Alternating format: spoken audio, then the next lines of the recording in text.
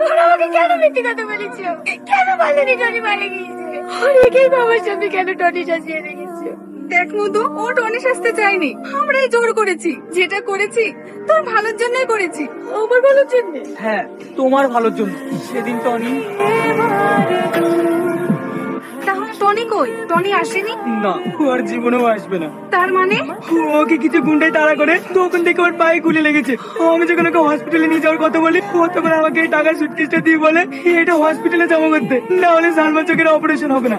তখন যখন আমি ওখান থেকে পালিয়ে আসি তখন বিশাল বড় একটা আওয়াজ হয়। সেই সময় পিছনের দিকে তাকিয়ে দেখি বাড়িতে আগুন ধরে গেছে।